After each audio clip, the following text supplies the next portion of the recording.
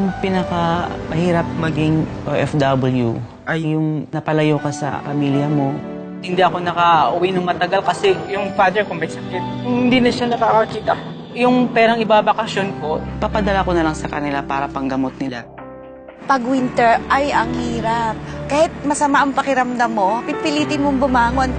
Hindi ako basta makauwi kahit gustong-gusto ko. Meron po akong binabayarang bahay buwan-buwan at ang aking mga anak, sa aking lahat sila umaasa. Malungkot kasi ako lang mag-isa. Hindi ko nakita ang bunso ko na iniwan ko 1 taon lang siya.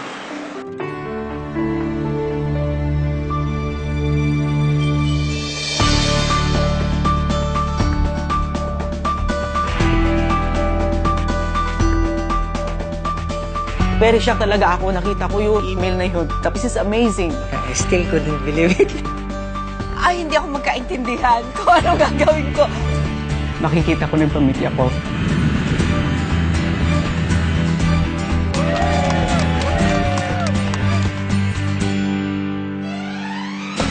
ang namimiss ko ay ang pamilya ko.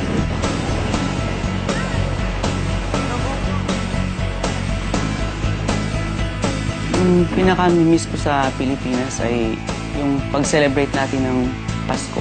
Sobrang saya ko. Hindi ko may paliwanag. Pilipinas na ako. Turista na ako, parang hindi ko na alam ang surroundings ko. 2 hours na lang makikita ko na yung parents ko. Yayakapin ko agad sila. Ito ang sorpresa ko sa misis ko. Mumurahin lang ang wedding ring namin noon. So, wala kayong kamalay-malay mga anak ko. Nandito na ako. Lapit na.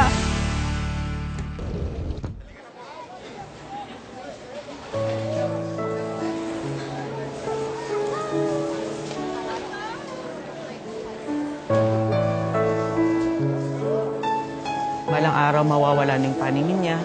Gusto kong pagbalik ko ng Pilipinas, magkita pa ulit kami.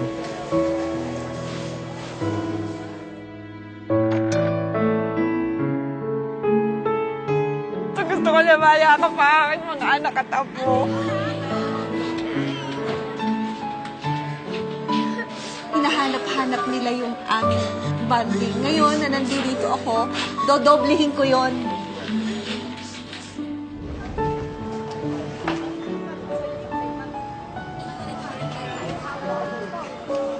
Nung umalis ako, yung bunso ko, 1 year old.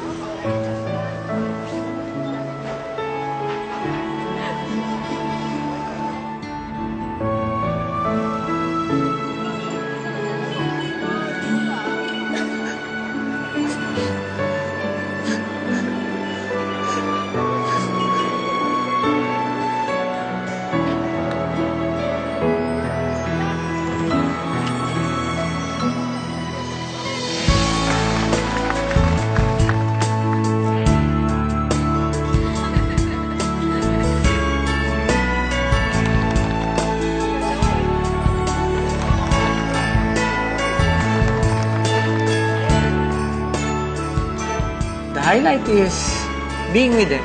It's no longer a dream now. It made Christmas meaningful.